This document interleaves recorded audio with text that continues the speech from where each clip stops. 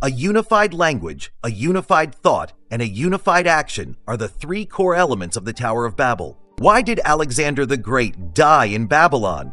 Does it have anything to do with his desire to rebuild the Tower of Babel? Today, let's talk about the tower that the Creator personally intervened in, the Tower of Babel. The story begins after the flood. Humanity had been hiding on the mountain for a long time, and finally someone led the way down the mountain, descendants of Noah, especially his grandson Nimrod. They arrived at a vast plain, Shinar, present-day Mesopotamia, where the land was very fertile and the Sumerian civilization developed here. Human language unified, actions aligned, confidence soaring. What are they doing? Not farming, not building temples, but building a tower. And not just any tower, but the Tower of Babel. They said, "Let us make a name for ourselves, lest we be scattered abroad." At this moment, Nimrod stepped forward.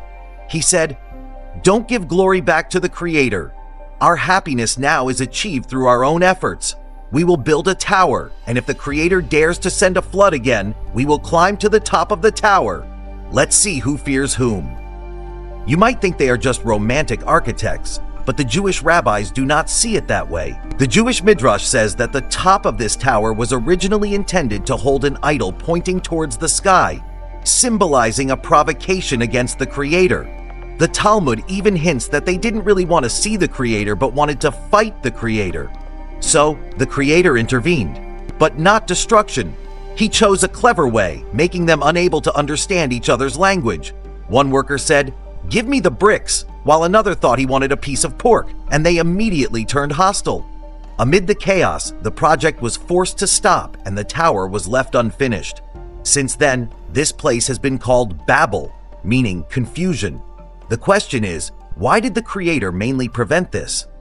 Isn't human unity, cooperation, and technological progress supposed to be good things? Some Jewish rabbis pointed out that this kind of unity is built on suppressing differences.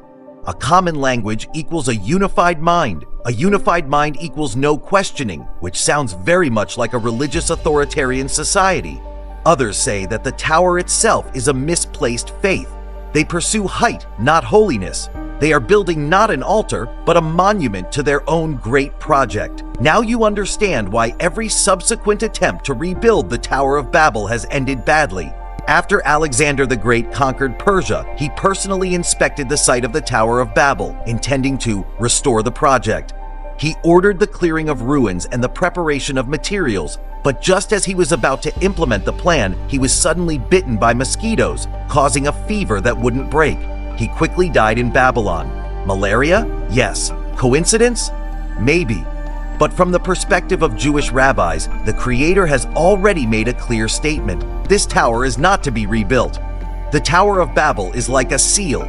It not only blocks human arrogance, but also seals the illusion of unity above all else. So, what do you think? Is the Creator defending diversity or preventing humanity from repeating the tragedy of arrogance? Do you believe that if a country today announced plans to rebuild the Tower of Babel, what would happen? Feel free to discuss in the comments. In the next episode, we will talk about why human lifespan experienced a rapid decline after the Great Flood. I am Brother Angus. Thank you for watching episode 4 of Josephus Jewish History. Together, we learned how Jews view the Tower of Babel, the differences in human languages, and how they began. Just like, comment, and share. See you in the next episode. Bye-bye.